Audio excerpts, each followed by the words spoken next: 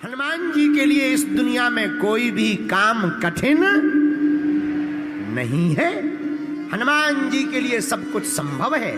पर मेरे प्रियजनों और मेरे सज्जनों और मेरी आत्माओं, सुनो, माया के गुलाम मत बनो।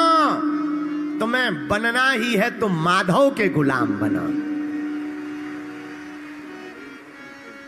माया के गुलाम बनोगे तो तुम्हें नाचना पड़ेगा, माधव के गुलाम बनोगे तो भगवान तुम्हारे साथ नाचेंगे। भगवान के पास एक व्यक्ति गया, भगवान कुछ दो।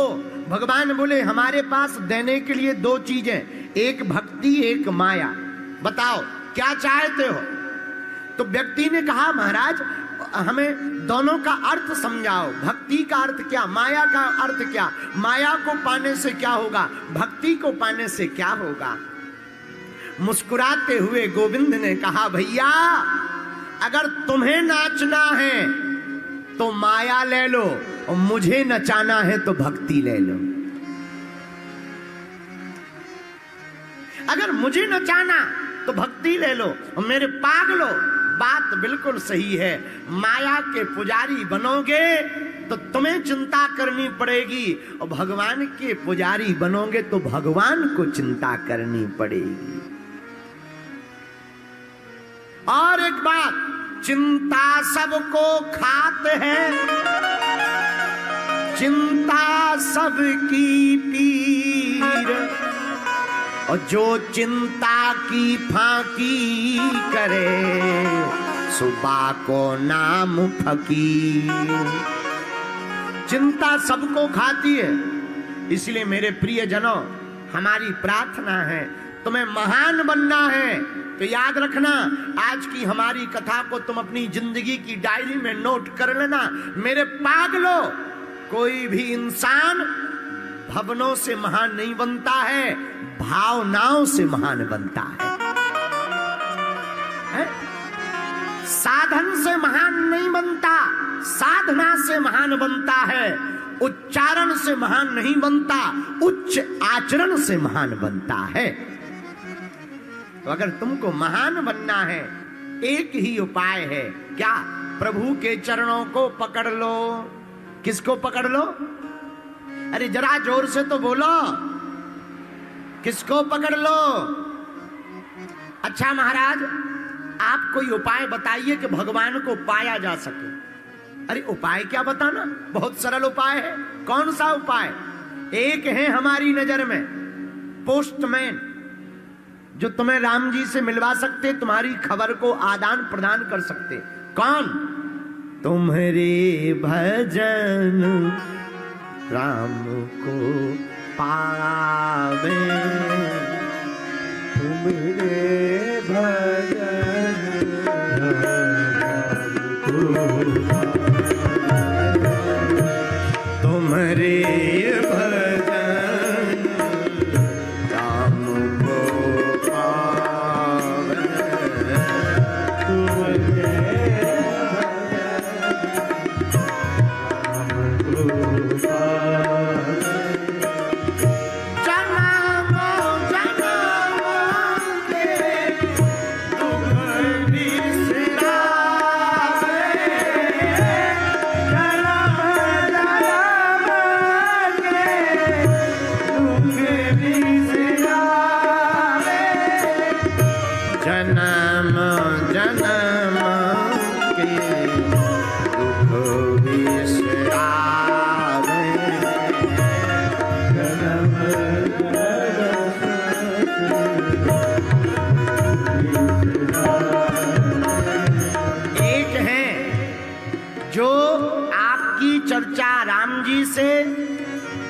राम जी की चर्चा हनुमान जी से। हनुमान जी ही एक ऐसे देवता हैं जो तुम्हारी खबर राम जी तक, राम जी की खबर तुम तक ला सकते हैं। इसलिए हमने आज की कथा में हनुमान जी को पोस्टमैन कहा।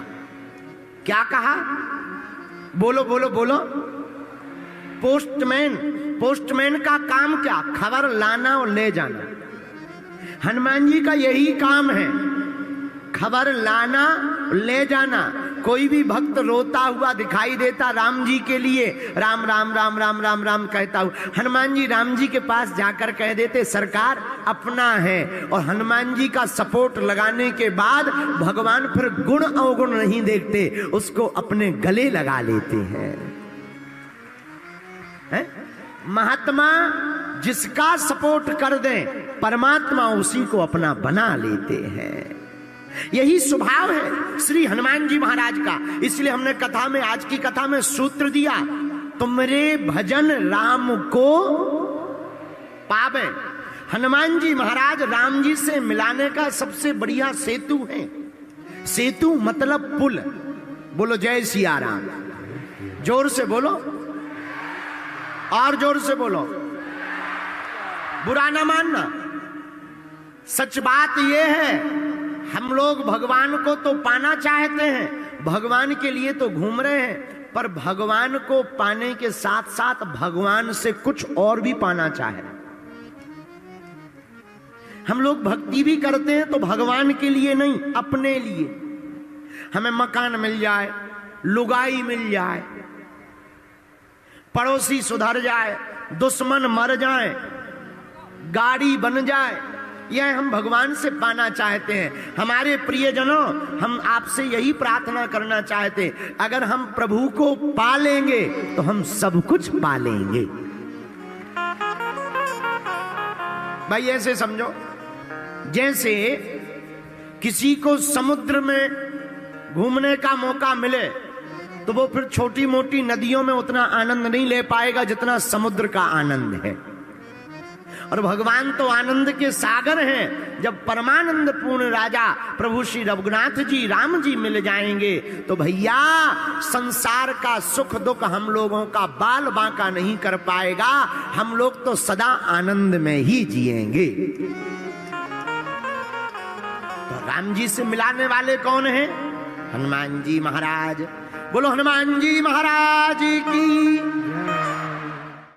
हनुमान जी राम जी से मिलाने वाले हैं। अच्छा, राम जी से मिलवाएंगे?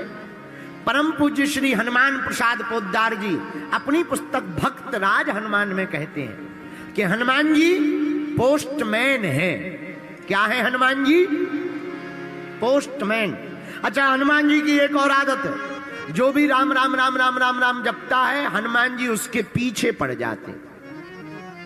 कहां पड़ जाते भाई? आप जो भी सीताराम सीताराम जपता है उसके पीछे क्यों पड़ जाते हो? हनुमान जी बोले कहीं ये वापस लौट न आए, इसलिए हम उसके पीछे पड़ जाते हैं। जब तक वो राम जी से मिल ना ले तब तक हम पीछे पड़े ही रहते हैं। अच्छा, तो पीछे पड़ने वाले हनुमान जी ने किसी को मिलवाया राम जी से? 5 चर्चाएं आई पोस्टमैन। पहला, विभीषण जी को मिलवाया। रघुनाथ जी तक पहुंचाने का काम पहली बार सुग्रीव जी को किया। विभीषण जी को मिलवाया, सुग्रीव जी को मिलवाया, लेकिन प्रारंभ सुग्रीव जी से किया। सुग्रीव जी से कहा हम आपको राम जी से मिलवाएंगे। आहा, श्री हनुमान प्रसाद पोद्दार जी कहते हैं सुग्रीव भयभीत है, कह रहा हमें तो डर लग रहा महाराज, जीना मुश्किल है, आयु के दिन कम बचे, हो सकता हम ना जिएंगे, मर जाएंगे, कैसे राम जी से मिल पाएंगे? हनुमान जी बोले भैया तुम डरो मत, तुम्हें कहीं जाने की जरूरत नहीं है, हम ही तुम्हारे पास राम जी को लेकर के आ जाएंगे। ये पहले पोस्टमैन हनुमान जी। दूसरी पोस्ट का काम कहां किया पोस्टमैन का? दूसरी बार विभीषण जी के पास में।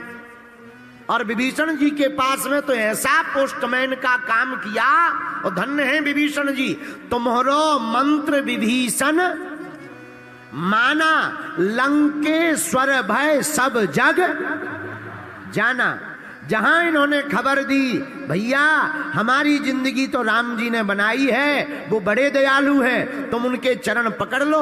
विभीषण जी ने राम जी के चरण पकड़ लिए और राम जी ने कृपा करके गले से लगा लिया। यह दूसरी बार पोस्टमैन का काम हनुमान जी ने किया। तीसरी बार कब किया पोस्टमैन का काम? जानकी जी की खबर को राम जी को दिया और रघुनाथ जी की खबर को जानकी माता को दिया। यह तीसरी बार पोस्टमैन का काम किया। चौथी बार पोस्टमैन का काम श्री हनुमान जी ने कब किया?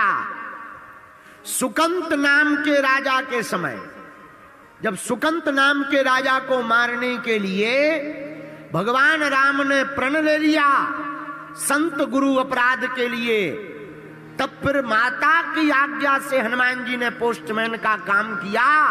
अपनी पूंछ में सुकंत राजा को छिपा लिया और जब बाण लगा तो जब राम जी सिर के ऊपर हाथ हनुमान जी के घुमाने लगे, सोई सुकंत राजा को अपनी गोद में बैठाकर राम जी के हाथ को सुकंत राजा के माथ पर रखवा दिया। और पांचवी बार पोस्टमैन का काम हनुमान जी ने कब किया? आहा, पांचवी बार राम सेतु के समय पर किया। आहा, राम सेतु का पुल बन रहा, बड़ी बड़ी शिलाएं बानर, भालू, अंगद, दधिमुख, केहरी, नल, नील सभी ला रहे हैं। हनुमान जी से कहा तुम बड़े बड़े पर्वत लेकर के आओ। हनुमान जी बड़ी बड़ी शिलाओं को, बड़े बड़े पर्वतों को लाकर समुद्र पर पुल बनाया जा रहा। गिनती नहीं की जा रही, इतने बड़े बड़े पर्वत, इतने पर्वत अनगिनत श्री हनुमान जी महाराज लेकर के आ रहे। पुल का काम अनवरत चल रहा।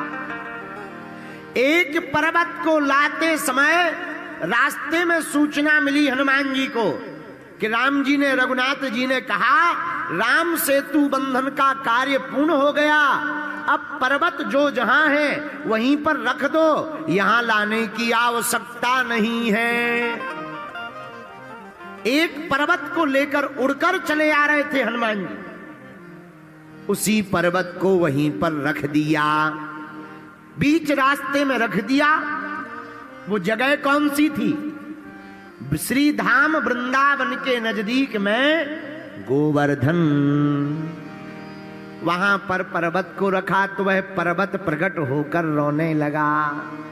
क्या बात है, क्यों रो रहे हो?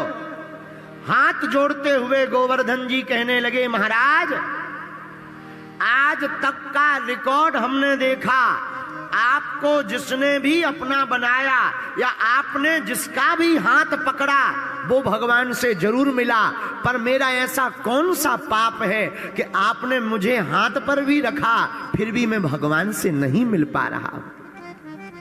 मेरे अपराध को बताया जाए, मेरी कौन सी भूल है जो मैं भगवान से नहीं मिल पा रहा हूं? क्या मुझे भगवान के दर्शन नहीं होंगे? क्या मैं भगवान से नहीं मिल पाऊंगा? आपने तो अपने हाथ पर रखा, आप तो महात्मा हैं, संतों के भी संत हैं, क्या राम जी के दर्शन नहीं होंगे? श्री हनुमान जी महाराज उसकी रोती हुई वाणी को सुनकर के बोले, भैया तुम रो मत, भगवान की आज्ञा हमारे लिए सर्वोपरि है, पर तुम चिंता मत करो, हम कुछ संदेशा राम जी से लाकर तुमको देते। राम जी के पास गए, सरकार सब पर्वतों को स्वीकार किया, पर एक गोवर्धन नाम का पर्वत हम ला रहे थे सेतु बंधन के लिए, आपने मना कर दिया, हमने उसे बीच रास्ते में रख दिया सो तो कोई बुराई नहीं है, पर वो रो रहा है बेचारा, आंखों में आंसू भर के कह रहा क्या हमें भगवान के दर्शन नहीं मिलेंगे?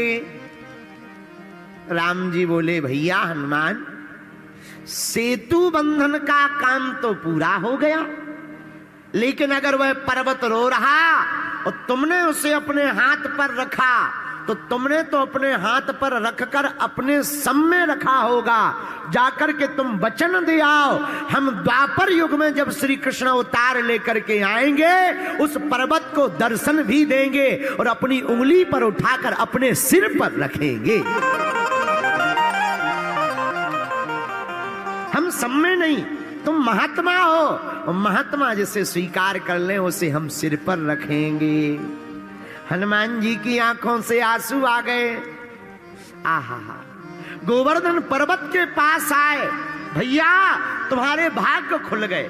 क्या भाग्य खुल गए महाराज? क्या राम जी ने हमें बुलाया है? नहीं नहीं नहीं, जाना तो कैंसिल हो गया, टिकट तो कैंसिल हो गई, फ्लाइट बुक हो गई, जाना कैंसिल है, तो क्या हमें दर्शन नहीं मिलेंगे? अरे नहीं भैया, वचन दे दिया रघुनाथ जी ने। क्या बोले? द्वापर युग में जब वह कृष्ण अवतार लेंगे तब एक दिन नहीं, एक घड़ी नहीं, 7 दिन तक तुम्हें सरकार के दर्शन होंगे और अपनी अंगुली पर तुमको धारण करेंगे। वह पर्वत भी बड़े गदगद हो गए। इस कथा से सिद्ध होता है मेरे प्रियजनों, मेरी आत्माओं, महात्मा जिसको गले लगा ले उसे परमात्मा भी गले लगा लेते हैं। और हनुमान जी जिसकी बाह पकड़ ले उसे राम जी प्राप्त हो जाते हैं। बोलो जय बजरंग बली, जोर से बोला। तो हनुमान जी महाराज की कथा क्यों आवश्यक है? क्योंकि हनुमान जी हैं पोस्टमैन। क्या है हनुमान जी? पोस्टमैन। हनुमान जी का काम क्या? भक्त की कथा, भक्त की खबर भगवान को देना, भगवान का संदेशा भक्त को देना। इसीलिए कलयुग में तुम्हें राम जी के, शंकर जी के मंदिर मिले या ना मिले, पर हमारे बजरंग बली के मंदिर जरूर मिल जाएंगे। इसलिए कलयुग में इनकी बड़ी महिमा है। इसलिए भैया, अगर भारत के लोग और भारत के युवान और भारत में रहने वाले प्रियजन अगर हनुमान जी की भक्ति करते हैं और हनुमान जी का चरित्र जीवन में उतारेंगे तो हम दावे के साथ कह सकते हैं भारत को विश्व गुरु बनने से कोई नहीं रोक सकता। बोलो जय सिया राम, जोर से बोलो। हनुमान जी के लिए कोई भी काम कठिन नहीं है। कवन सुकाज कठिन जय गोपाल, कवन सुकाज कठिन जय गोपाल, जो नहीं हो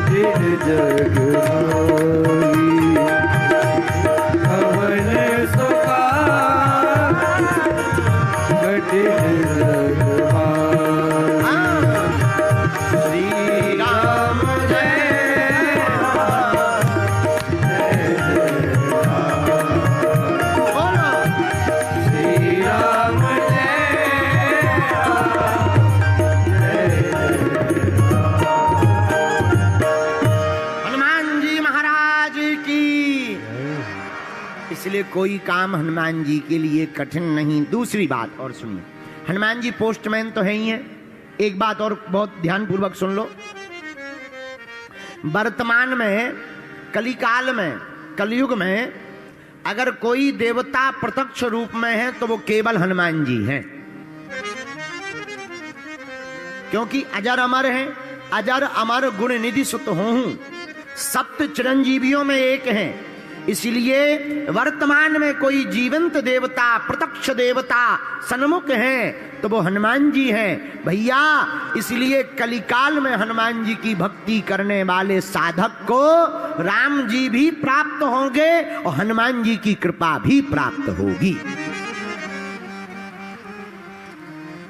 हमको बहुत ही प्रिय, बहुत ही अच्छी एक पुस्तक मिली थी श्री सुदर्शन सिंह चक्र जी, उसमें बहुत अच्छा वर्णन था।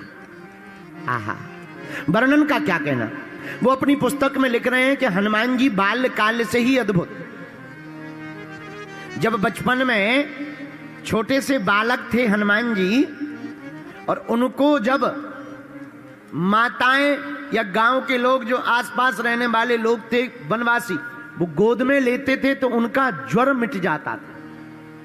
इसलिए प्रायः प्रातः काल से ही हनुमान जी के दरवाजे पे भीड़ लगी रहती थी। बोले क्यों? बोले उनको कोई गोद में ले ले तो इतना तेज था कि कैसा भी थका हुआ, बीमार, रोगी, कोड़ी, बुखार में पड़ा हुआ आदमी हो, हनुमान जी को जो गोद में खिला लेता था उसका रोग मिट जाता था। इसलिए हनुमान जी को गोद में लेने के लिए बड़े बड़े महात्मा लाइन में लगे रहते थे। कितनी अद्भुत बात है। जो बचपन में ही पीड़ा मिटाने वाले, संकट हरने वाले हों, वो तो वर्तमान में भी संकट मोचन है। इसलिए भैया ऐसे हनुमान जी की भक्ति करने वालों के आसपास तो संकट आ ही नहीं सकता है। बोलो जय सिया राम। लेकिन हम लोगों की पूजा भी आजकल बड़ी विचित्र हो गई। एक संत जी हमसे कहते थे बड़ी विचित्र बात, तन से पूजा कर रहे, मनवा गया बाजार, और कैसे रीझे सांवरा, जुड़े न दिल के ताल। ज्यादातर लोग तन से पूजा करते हैं, मन का पता नहीं कहां घूम रहा है। पता लगा कि मन घूम रहा सांचौर की चाट खा रहा है, फुल्की पी रहा है। फिर बाद में मिलते हैं, गुरुजी इतने दिन हो गए हनुमान जी की कृपा नहीं हो रही। ठटरी के बरे हनुमान जी की कृपा पानी है तो तन से पूजा की आवश्यकता नहीं है। हनुमान जी की कृपा को पाने के लिए मन से पूजा की आवश्यकता है। एक आदमी और हमें मिला, यही राजस्थान का, हमारे बागेश्वर धाम पे आया। हमने कहा और बताओ सब ठीक है? बोले कहां ठीक है, सब बेकार है। हम कहा नहीं बेकार तो है, और हनुमान जी की भक्ति करो ठीक हो जाएगा। अरे बोले 20 साल से कर रहे हैं, रोज प्रसाद चढ़ाते हैं, आज तक कुछ नहीं हुआ। हमने कहा कुछ नहीं हुआ? बोले कुछ नहीं हुआ। हमने कहा प्रसाद में क्या चढ़ाते हो? बोले नारियल। हम कहा सीधा चढ़ाते हो या फोड़ते हो? बोले नहीं नहीं फोड़ते हैं। हम कहा तुम्हारी ठटरी बरे। बोले क्यों? हम कहा खोपड़ी तुम हनुमान जी को चढ़ा जाते हो, गरी गोला अपनी लुगाई को खिलाते हो। खोपड़ी तुम हनुमान जी को दे जाते हो, गरी गोला तुम खुद खाते हो, लुगाई को खिलाते हो, और कहते हो कि हनुमान जी की कृपा नहीं हो रही है। हम प्रार्थना ये करना चाह रहे, हनुमान जी नारियल से प्रसन्न नहीं होंगे। नारियल तो एक समाधान है, एक माध्यम है। नारियल फोड़ने से भगवान की कृपा नहीं होती, नारियल जैसा बन जाने से कृपा होती है कि बाहर भले ही कठोर रहो पर अंदर तो नारियल जैसा कोमल होना चाहिए। ये नारियल का महत्व है। नारियल चढ़ाने का मतलब ये नहीं है। कई लोग, बहुत से लोग हमें मिलते हैं और हम ही को फंसते हैं, क्या बताएं। एक आदमी और हमें मिला, बोला पंडित जी। हमने कहा हाँ जी। बोले अगर हमारा काम हो जाएगा तो हम हनुमान जी को जो है 5 किलो लड्डू घी के चढ़ाएंगे। तो हमने कहा देखो पहली बात तो ये कि हनुमान जी तुम्हारे घी के लड्डुओं के भूखे नहीं है, और दूसरी बात अपना काम बताओ। बोले काम ये है कि हमारी जमीन बिक जाए पर महंगी बिक जाए। हम कहा हनुमान जी को अगर जमीन ही बिकवानी होगी और महंगी बिकवानी होगी, तुम्हारी क्यों बिकवाएंगे, हमारी नहीं बिकवाएंगे। अरे हनुमान जी की कृपा अनुबंध से नहीं होती कि आप भगवान से कॉन्ट्रैक्ट करो कि तुम ऐसा कर दो भगवान तो हम ऐसा कर देंगे, तुम हमारा ऐसा काम कर दो तो हम झंडा चढ़ाएंगे, तुम हमारा ऐसा काम कर दो तो हम दंड भरते आएंगे, तुम हमारा ऐसा काम कर दो तो हम मंदिर बनाएंगे। अरे हनुमान जी की कृपा अनुबंध से नहीं होती, हनुमान जी की कृपा तो संबंध से होती है। हाँ, इसको तो अनुबंध कहते हैं। ये तो बिजनेसमैनों में होता है, व्यापारियों में, कि तुम हमारा बिजनेस का सामान ले लो हम तुम्हें गिफ्ट देंगे, ये कर दो तो हम वो करेंगे। ये बिजनेसमैनों में होता, भक्त और भगवान में नहीं होता है। भक्त और भगवान तो स्वतंत्र होते हैं भैया। भक्त तो भगवान पर सर्वस्व लुटा देता है, और भगवान भी ऐसे हैं कि वो अपनों भक्त को जी भर करके दे देते हैं। बोलो जय सिया राम, जोर से बोलो।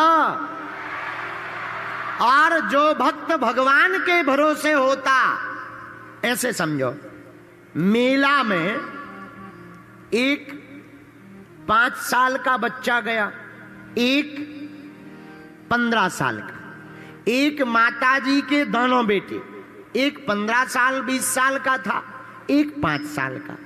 मेला बहुत भरा हुआ था, पर माताजी की नजर बार बार 5 वर्ष वाले बच्चे पर जा रही थी। जो 5 वर्ष का बालक था उसी पर नजर जा रही थी, ये गुम ना जाए, गायब ना हो जाए, भग ना जाए, चोट ना लग जाए, कहीं गिर ना जाए। बार बार हाथ पकड़कर 5 वर्ष के बच्चे को माताजी कभी गोद ले लें, कभी उंगली पकड़ लें, कभी सिर पर हाथ रख ले में। क्यों? क्योंकि 15-20 वर्ष का बच्चा तो सब अपने मन से करेगा, पर 5 वर्ष का बच्चा तो अपने मन से नहीं कर पाएगा, उसकी चिंता मां को होती है। उसी प्रकार भैया, तुम ज्ञानी बनोगे तो तुम्हें स्वयं सब कुछ करना पड़ेगा, और तुम ध्यानी बनोगे तो तुम्हारी परवाह भगवान को करनी पड़ेगी। कल हम लोग कमरे में बैठे बैठे परम पूज्य श्री बक्सर वाले मामा जी की चर्चा कर रहे थे। श्री नारायण दास भक्त माली जी महाराज, आहा कितने अद्भुत महात्मा हैं। उनकी चर्चा जब आप लोग कर रहे थे तो हमें उनकी कुछ भारत में अभी भी कुछ संत दर्शनीय है, बाकी तो भैया प्रदर्शनीय है। बुरा न मानना सांचौर वाले लोगों, तुम हमारी आत्मा हो, हम सच बात बोल रहे हैं। साधु हो जाना कठिन नहीं है, साधु बन जाना बहुत कठिन है। कपड़ा पहन लेना बहुत सरल है, बाल रखा लेना सरल है, माला पहन लेना सरल है, लेकिन भजन जीवन में उतारना और संत का आचरण जीवन में उतारना बहुत कठिन है। बोलो सीताराम, जोर से बोलो। अभी भी अपने भारत में परम पूज्य जैसे पथमेड़ा वाले श्री गौरशी मनीषी परम पूज्य श्री दत्त शरणानंद जी महाराज, क्या अद्भुत विभूति है। कभी फोटो टीवी पर नहीं आती, कभी फोटो नहीं खिंचवाते, कभी स्पर्श नहीं करवाते। क्या नियम है, क्या परंपराएं हैं। भारत में कुछ ही महात्मा हैं जो दर्शन करने योग्य हैं। आज ही आते समय हमारी बात बरसाने वाले परम पूज्य श्री विनोद बाबा जी से हो रही थी। आहा, क्या विभूति है। श्री राधा रानी जी की कितनी अद्भुत भक्ति है। बात करते करते ही उनके नेत्र सजल हो जाते। 18 घंटे श्री राधा रानी जी का भजन करते, एक ही झोपड़ी में पड़े रहते, ब्रज छोड़कर कहीं बाहर नहीं जाते। भैया, ऐसे संतों का भारत में अब होना बड़ा कठिन है। चाहे वो पथमेड़ा वाले महाराज जी हो, चाहे वो बरसाने वाले पूज्य श्री विनोद बाबा जी हो, चाहे वह जगत गुरु तुलसी पीठाधीश्वर चित्रकूट वाले पूज्य गुरुदेव भगवान हो, चाहे वह मलूक पीठ वाले पूज्य महाराज जी जगत गुरु द्वाराचार्य श्री राजन दास जी महाराज जी हो, ऐसे संतों के दर्शन वर्तमान के समय में सतयुग स्वर्ण काल युग है। इस कलिकाल में ऐसे संतों के दर्शन करना ही परमात्मा के दर्शन करना है। बोलो जय सिया राम। तो हम आपको बता रहे थे कि भगवान को चिंता होती है, तो मामा जी का एक वाकया है। जिन संत के बारे में हम बता रहे, उनका शरीर तो नहीं है पर वो आज भी है। बिहार प्रांत के बक्सर जिले में पांडेपट्टी नामक गांव में आपका जन्म हुआ था। श्रीमन नारायण चतुर्वेदी जी के यहां। आहा, बड़े अद्भुत महात्मा। गुरुजी ने इनका नाम श्री नारायण दास भक्त माली जी रखा। होमगार्ड की नौकरी करते थे। नौकरी छोड़ दी और गीतों को संगीतों को गा गा कर मंदिरों में जाकर के भगवान के भजन सुनाने लगे। आर्थिक स्थिति ठीक नहीं थी। भक्तमाल जी की कथा पढ़ने के लिए वृंदावन आना था। तो यह पटना रेलवे स्टेशन पर गए। तो टिकट के लिए रुपया तो थे नहीं, पर इन्होंने सोचा अब जो होगा श्री किशोरी जी कृपा करेंगी, अब वहीं देखा जाएगा। और पटना रेलवे स्टेशन पर आकर बैठ गए। अब टिकट है नहीं, कैसे जाएं? महात्मा आदमी कहीं टीसी पकड़ ले, बेइज्जती कर ले, जेल में डाल दे, अच्छा नहीं लगेगा।